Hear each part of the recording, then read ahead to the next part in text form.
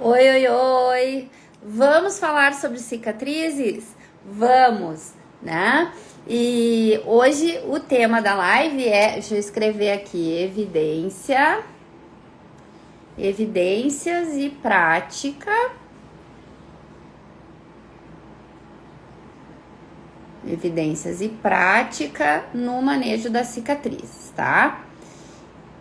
E aí eu quero começar essa live perguntando para vocês se vocês costumam manejar, ou seja, né, atender, tratar, intervir nas cicatrizes dos pacientes de vocês. Então, todo mundo que está entrando aí, né, já me conta. E se vocês costumam intervir nas cicatrizes dos pacientes de vocês, eu queria saber se vocês usam terapia manual. Primeira pergunta. Então, são duas perguntas, né? Tô perguntadeira. Primeira pergunta é se vocês atendem pacientes com cicatrizes, e a segunda, se vocês costumam usar terapia manual, né? Nesse manejo, nesse atendimento, nessa intervenção. Então, já me conta aí, sim ou não, para as duas perguntas, tá? Então, a ideia dessa live hoje é a gente falar de evidências e prática no manejo das cicatrizes. E aí eu leio pelo menos um artigo por dia, né? Estou organizando todos os slides, as referências para o workshop que a gente vai ter sábado, das 8 ao meio-dia, sobre cicatrizes. E com o que a gente se depara em termos de evidência, né? Que eu acho que mudou de uns anos para cá. A primeira coisa mais bombástica é a fundamental importância da fáscia no processo cicatricial, tá? E aí, em específico, a fáscia superficial. Então, a gente tem artigos agora, a partir ali de 2021, 22, 23, tá? Artigos principalmente da Caterina Feder, que traz para nós, né, a importância da fáscia superficial na cicatrização, mas não só a Caterina, né?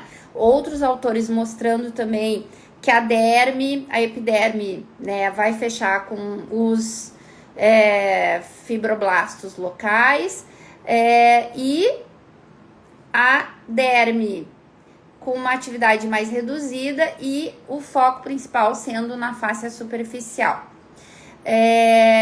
E, na verdade, né, era uma coisa que não se falava antes.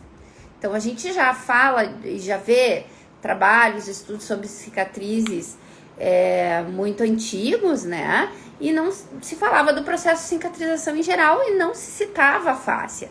E hoje a gente já sabe que a fáscia superficial, ela tem uma quantidade enorme, né, de mastócitos, que são as células relacionadas, né, ao processo imune, etc., que ela tem uma quantidade de vasos linfáticos, né, muito grande, então, que são fundamentais, né, principalmente aí a gente vai ver para evitar, né, edema, seroma e etc., que a reconstituição desse sistema linfático, ela é importante, né, e ela vai acontecer não imediatamente após a lesão, o tecido vai precisar de um tempo.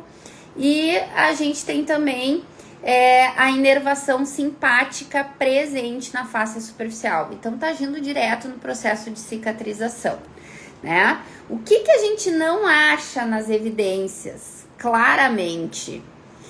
Como tratar essas cicatrizes, né? Eu recebi um artigo do professor André Pilati, que é, né, super nosso parceiro e que é uma referência.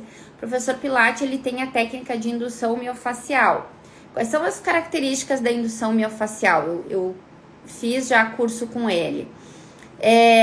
Ele usa principalmente técnicas de mãos cruzadas, e usa as técnicas seguindo a facilidade do tecido, né? A barreira e a facilidade, tá?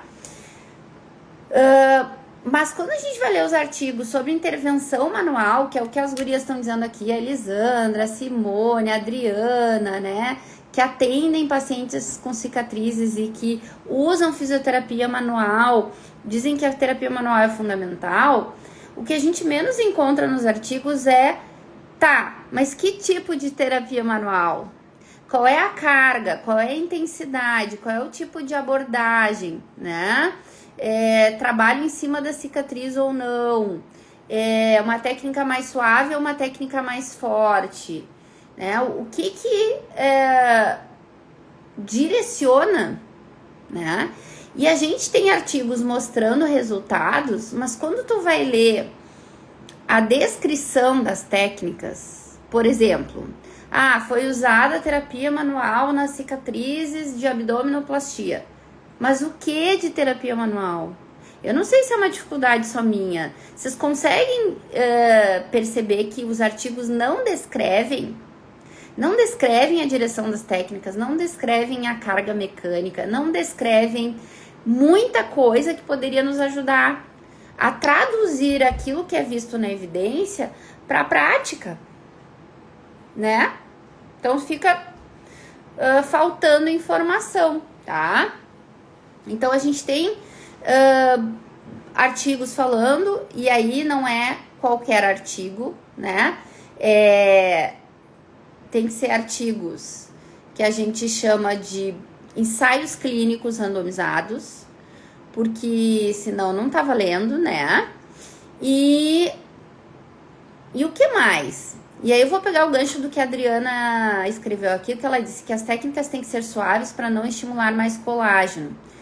Concordo, Adriana, mas se a gente fizer uma pegada muito suave, tipo como se fosse uma mosca pousando aqui, tu concorda que é muito subjetivo? Suave, tá, mas o que é esse suave, né? Se uma mosca pousar aqui e uma das causas do excesso de produção de colágeno não é só o TGF-beta, não é só o fibroblasto, é uma matriz densa.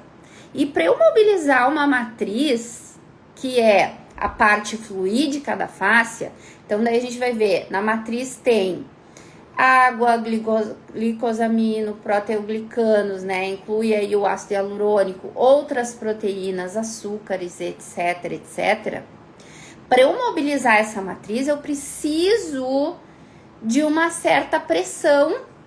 Então, o que é esse suave? O suave, para mim, eu parto do princípio, primeiro princípio, que eu não vou machucar o paciente, que eu não quero gerar um novo processo inflamatório, eu não quero gerar sinais cardinais de inflamação, dor, calor, rubor, aumento da irritabilidade tecidual, aumento da mecanosensibilidade, né? Então, é o primeiro ponto que para mim é fundamental, porque o suave é muito relativo. O paciente, tu pode estar fazendo aquilo que tu acha suave e o paciente vai dizer assim, eu não tô sentindo nada. E se ele achar que esse não tá sentindo nada não vai ajudar em nada, a resposta dele também não vai ser a melhor, né? A resposta do corpo. Então, é mais complexo, né? E a Elisandra botou, depende da tensão da pele. O que tu quer dizer com isso? O quanto né? O quanto que eu consigo fazer com que as minhas mãos afundem no tecido, né? A Adriana disse aqui, eu compreendo perfeitamente isso, é sem estressar muito o tecido. Isso, né? Será, Adriana, que a gente poderia dizer firme? Uma técnica firme, mas que não... que o mais importante talvez seja também a quantidade, né? O quanto tempo a gente vai estar dando esse estímulo? Qual vai ser o intervalo entre esses estímulos, né? Ontem até eu fui dar um workshop aqui na Universidade Federal para os alunos da Liga de Terapia Manual, né? E aí... eu tava conversando com eles, assim, Vocês acham que o paciente tem que ser atendido todos os dias? E eles, né, acadêmicos, sim, tem que fazer fisioterapia todos os dias. Aonde está escrito isso? O que embasa isso? Ou a gente coloca essa medida da nossa cabeça. Quanto mais, melhor. Será? Será que quanto mais fisioterapia, melhor? Né? Ou eu tenho que adaptar de acordo com a lesão e as demandas do paciente? E eu comentei com eles, mesmo num pós-operatório, o paciente não tem que fazer fisioterapia todos os dias. Eu normalmente atendo uma vez por semana. Se o paciente está numa situação muito aguda, não de cicatrizes, mas com muita dor, até posso atender 2 vezes, mas não mais do que isso. E num pós-operatório, eu tenho que dar tempo para essa cicatriz, para esse tecido, nem vou falar em cicatriz, né? Mas para esse tecido, eu não vou falar em cicatriz, porque eu preciso de um tempo, dependendo do tamanho da lesão, para ter uma cicatriz formada. Um pós-operatório imediato, eu não tenho cicatriz formada. Então, eu tô modulando o ambiente tecidual para que se forme uma cicatriz. Olha a diferença. Então, eu não preciso atender todos os dias o paciente, se esse é o objetivo, né? Eu vou ensinar para o paciente, olha, às vezes ele pergunta, bota fita de silicone? Não, tu não vai botar fita de silicone nessa cicatriz, porque a gente vai botar só se ela começar a ficar hipertrófica, né? Do contrário, eu tenho que ir monitorando para ver como é que tá respondendo. Se eu colocar uma fita de silicone, eu posso transformar essa cicatriz numa cicatriz atrófica. Pode ser o contrário do que eu espero, né? Então, também tem que se acalmar aí. Vou orientar o paciente para não lavar no banho a cicatriz, ele vai lavar separado, ele vai passar, né, soro fisiológico, vai fazer todo uma asepsia. E vou orientar principalmente, criatura, não massageie essa cicatriz. Por quê? Porque sinônimo de mais não é sinônimo de melhor, nem para fisioterapia em geral e muito menos para lidar com cicatrizes. Então, paciente, sossega o facho, não tem que mexer nessa cicatriz, né? Mas aquilo que a gente estava comentando, a firmeza, né, um toque seguro e firme, ele vai ter um efeito muito maior de fluidez na matriz extracelular, de dar fluidez para essa esponja que é a matriz extracelular, né? Então, se eu fizer um toque muito suave, eu não mudo essa fluidez matricial. Eu preciso de um toque firme. Então, cuidado com isso. Às vezes a gente pensa assim, não posso estimular colágeno, não posso estimular colágeno, não posso estimular colágeno. Não, tu tem que estimular o colágeno, senão não tem cicatriz. Tu tem que estimular na medida certa. A medida certa, ela vem da observação clínica do paciente, porque disso depende qualidade de sono do paciente, nível inflamatório global do paciente, variabilidade da frequência cardíaca para entender sistema nervoso autônomo. Daí entra nível de estresse, né? Comorbidades. Então, vai muito além do que só controlar colágeno, né? Pra gente ter um trabalho top, né? E como a Elisandra falou, um toque seguro imprime uma certa firmeza, né? Então, a gente quer dar um estresse, mas que seja um estresse controlado para essa cicatriz, justamente por tudo isso que a gente está falando. Mas não dar estresse mecânico nenhum também não ajuda, também não resolve, porque a gente não consegue chegar no momento de cicatrização, né? Então, olha como é uma linha tênue. E aí, quando a gente vai buscar essa ajuda na literatura, a gente não encontra, né? Porque a sensação que fica, não de todos os pesquisadores, mas de alguns pesquisadores, principalmente quem dá curso, que a pessoa não quer entregar o ouro, ela não quer compartilhar o conhecimento, né? Então, quem lê aquele artigo não consegue reproduzir a técnica, né? E isso denota uma baixa qualidade do estudo, porque todo estudo científico, quando publicado, a gente tem que ser capaz de replicá-lo. Ou seja, se eu pegar lá um artigo sobre cicatrizes, tem que ter a descrição das técnicas manuais, principalmente com fotos, coisa assim, para que eu possa tentar fazer e ver se eu acho os mesmos resultados que aquele autor. Agora mesmo, hoje, eu li um ensaio clínico sobre cicatrizes de cesariana, que me caiu, né, os butiá do bolso, que eu fui ver dados atuais, e a quantidade de cesarianas feitas no Brasil, a gente só perde para a República Dominicana. Então, o primeiro país em números de cesárea no mundo, República Dominicana, e número 2, Brasil, Olha que legal. Legal nada, né? Porque riscos, né, de complicações, risco para o bebê, risco para a mãe, o depois, né? E aí, quando a gente vai ver, a taxa recomendada pela Organização Mundial de Saúde gira em torno de 20 a 30% de cesarianas. O Brasil, no SUS, está perto dos 45%, e nos planos de saúde, pasmem vocês, em torno de 80% dos partos feitos por plano de saúde são feitos com cesárea. Então, vocês acham que a gente não vai ter paciente para tratar com complicações no processo cicatricial de uma cesárea? Complicações neuromusculoesqueléticas pós-cesárea? Tá cheio, né? Então, é uma das coisas que eu vou abordar no workshop de sábado, né? Como avaliar e como tratar as cicatrizes, e aí isso vai incluir também as cicatrizes de cesariana, né? E aí ali gera, que a gente vê, né? Aderências de vísceras, então a gente vai ter que mobilizar as vísceras também.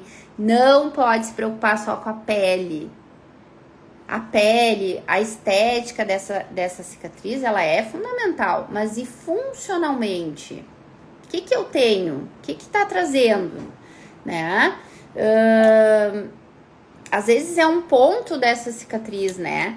Então, por exemplo, eu tenho lá uma cicatriz de cesárea e eu tenho uma área, né, que eu enxergo um pontinho aqui que ficou mais adensado ou ficou hipertrófica nessa área, tem uma aderência, não consigo mobilidade, né? Isso é o que eu enxergo na pele. O que a gente tem que entender? Que é uma cicatriz profunda, certo? Então, ela vai pegar aí várias camadas, né?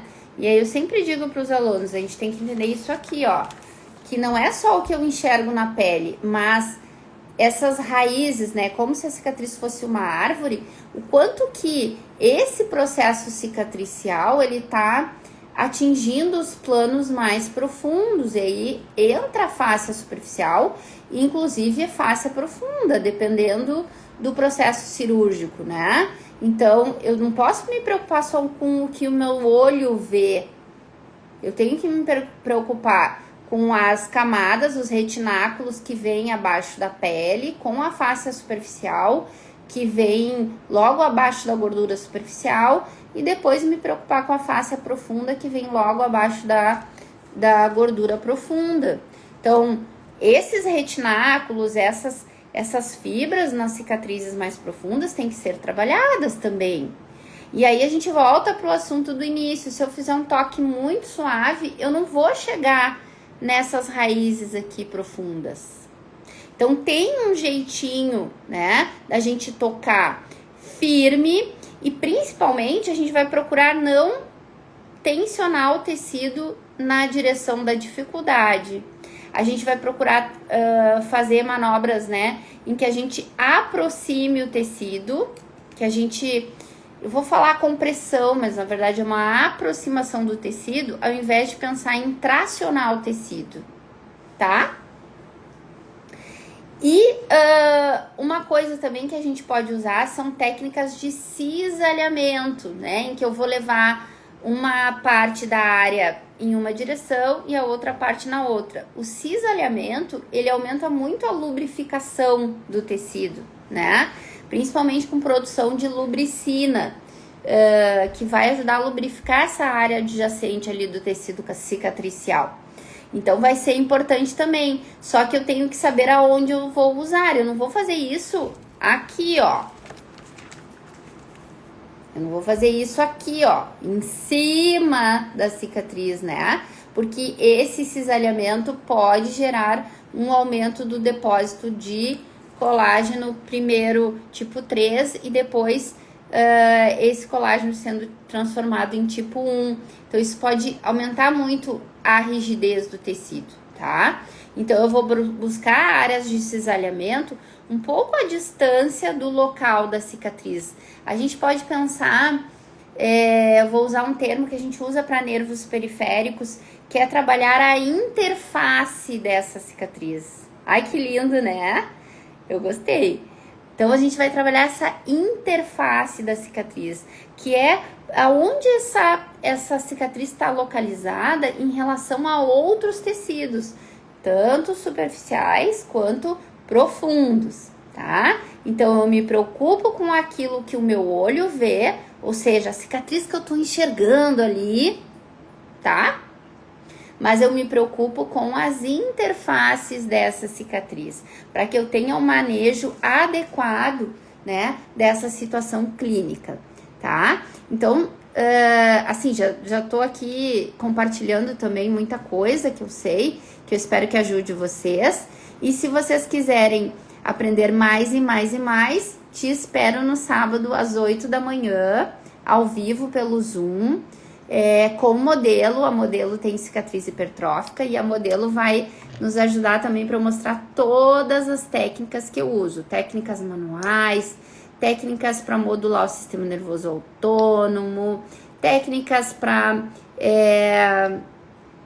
deixar a matriz mais fluida, avaliação, uso de escalas, de termografia, de identômetro, avaliar bem essa cicatriz e não confiar só na mão, né? Que foi o que eu comentei na live de ontem.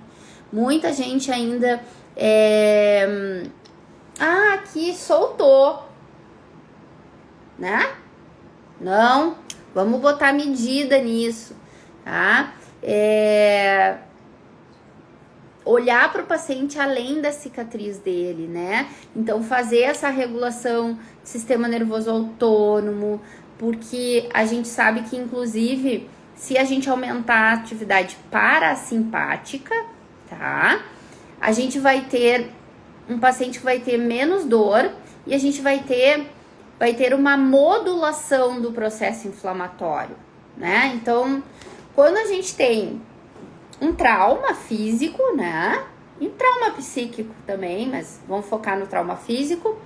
A gente tem um aumento das interleucinas pró-inflamatórias. Então, tudo está trabalhando em prol da inflamação. E é ok, eu preciso de inflamação. Inflamação faz parte da jogada. Se não tiver o processo de inflamação, não tem cicatriz, ponto, né? Vide aqueles pacientes que têm feridas abertas que não fecham nunca, certo? Então, o que a gente tem que fazer? A gente tem que fazer o processo de cicatrização acontecer, mas para isso eu preciso de inflamação, tá? Mas essa inflamação, ela tem um período para acontecer, ela não pode ficar eternamente ali. Então, a gente precisa da entrada das citocinas anti-inflamatórias, endógenas, tá? E essas citocinas, elas são estimuladas pelo nervo vago e o sistema nervoso parasimpático. Então, como é que a gente faz para aumentar essa atividade parasimpática, tá? Para que a gente chegue na resolução desse processo cicatricial, para que o paciente não tenha dor, né? Que a gente faça uma analgesia aí endógena, né? Ou mediada pela terapia manual, tá? Então, tudo isso é possível. Elisandra, o workshop fica gravado, tá? Então, tu vai poder assistir por 1 ano e eu estou no grupo de WhatsApp da turma. Então, todas as dúvidas que tu tiver, que tu vai assistir, reassistir, vai me ver muitas vezes, tu podes me perguntar, tá? Ou no WhatsApp da turma, ou pode me perguntar direto no WhatsApp se tu ficar, né, com vergonha de perguntar no grupo. Eu não sei quando a gente vai ter de novo esse workshop que eu comentei com o pessoal ontem de noite, eu acho que foi, que a gente tá com uma agenda assim, né, intensa, vem muita viagem, muita coisa, congressos, tem muita coisa acontecendo esse ano. Então eu não te garanto quando que vai ter de novo, tá bom? Mas tu vai amar, tenho certeza, tá? E aí, pessoal, pensem no seguinte: o melhor que a gente pode fazer pelos pacientes é estudar, né? Aplicar o conhecimento na prática e trazer resultados, tá? Adriana, o que tu considera aderência? Só me dá uma ideia aí. O que seria a aderência? Porque eu penso em 2 situações, tá? Com uma visão facial. Eu penso em densificação, que é quando eu tenho essa mudança. Isso, quando não há mobilidade. Isso, eu chamo de densificação, né? Que é quando essa matriz extracelular, ela tá muito densa, ela tá pouco fluídica. A gente poderia pensar assim, é como se o tecido ele tivesse um tijolinho. É isso, Adriana? Tá? E a gente tem as fibroses. Olha só, fibrose tem que acontecer na cicatriz. Se não tiver fibra, não tem cicatriz, né? Só que não pode ser excesso. E aí que tá o pulo do gato, a gente controlar essa quantidade de fibras, né? Então, e aí a gente tem lá as hipertróficas, que são controláveis, né? E a gente tem as cicatrizes queloidianas, que são as únicas 2 que são consideradas patológicas, né? Os outros termos, eles já, como a aderência, ou no caso a densificação, eles se relacionam também ao estado do tecido facial ali local, né? Mas eu acho que a gente tá falando a mesma coisa, né, Adriana? Entre aderência e densificação, né? E eu posso ter um combinado dos 2, a densificação com a fibrose, né? Então aí junta tudo, tá? E o que é legal, que é importante também a gente saber, é que é possível reverter muitos processos, né? É possível ajudar muitos pacientes com a visão clínica da gente, né? Com a nossa expertise. E isso é muito bacana, tá? Então, vou esperar vocês no sábado, tá ficando muito maravilhoso, né? E vamos ver muita coisa sobre cicatriz, tá bem? Então, olha só, se tu gostou de toda a informação que eu passei aqui, manda no aviãozinho, manda para alguma colega, para um colega, quem trabalha na área, tá? Oba, Nívia, te espero, vamos nos ver no sábado. Manda o aviãozinho, olha, dá uma pensada nisso, essa questão de cicatriz, etc.